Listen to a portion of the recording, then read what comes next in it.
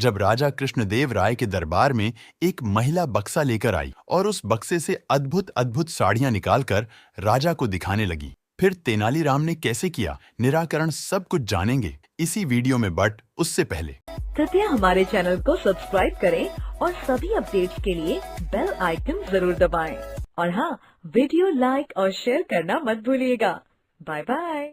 एक समय की बात है, राजा कृष्णदेव राय विजयनगर में दरबार लगाकर बैठे थे। उसी समय दरबार में एक सुंदर महिला एक बक्सा लेकर आई। उस बक्से में एक मखमली साड़ी थी, जिसे निकालकर वह दरबार में राजा और सभी दरबारियों को दिखाने लगी। साड़ी इतनी सुंदर थी कि जो भी उसे देखता वह हैरान रह जाता। महिला ने राजा से कहा कि वह ऐसी ही सुंदर साड़ी बनाती है। उसके पास कुछ कारीगर हैं जो अपनी गुप्त कलाओं से इस साड़ी की बुनाई करते हैं। उसने राजा से निवेदन किया कि अगर राजा उसे कुछ धन दें तो वह उनके लिए भी ऐसी ही साड़ी बना देगी। राजा कृष्णदेव राय ने महिला की बात मान ली और उसे धन दे दिया। महिला ने साड़ी तैयार करने के लिए 1 साल का समय मांगा। इसके बाद वह महिला साड़ी बुनने वाले अपने कारीगरों के साथ राजा के महल में रहने लगी और साड़ी की बुनाई करने लगी। इस दौरान उस महिला कारीगरों के खाने पीने से लेकर तमाम खर्चे राजमहल ही उठाता था। इसी तरह 1 साल का समय निकल गया। फिर राजा ने अपने मंत्रियों को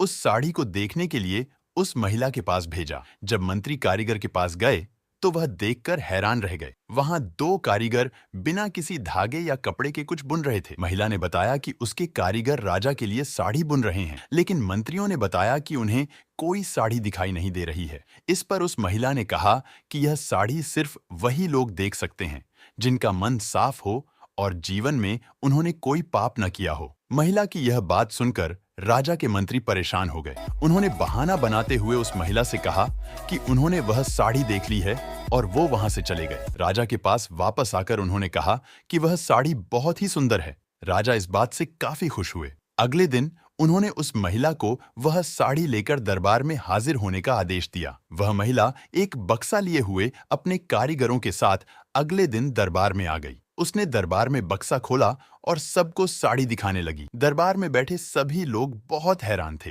क्योंकि राजा समेत किसी भी दरबारी को कोई साड़ी नहीं दिखाई दे रही थी। यह देखकर तेनालीराम ने राजा के कान में कहा कि उस महिला ने झूठ बोला है, वह सभी को बेवकूफ बना रही है। इसके बाद तेनालीराम ने उस महिला से कहा कि उन्हें या दरबार में बैठे किसी भी दरबारी को यह साड़ी दिखाई नहीं दे रही है। तेनालीराम की यह बात सुनकर महिला ने कहा कि यह साड़ी सिर्फ उसी को दिखाई देगी जिसका मन साफ होगा और उसने कोई पाप न किया हो। महिला की इस बात को सुनकर तेनालीराम के मन में एक योजना आई। उन्होंने उस महिला से कहा, राजा चाहते हैं कि तुम खुद उस साड़ी को पहनकर दरबार में आओ और सभी को वह साड़ी दिखाओ।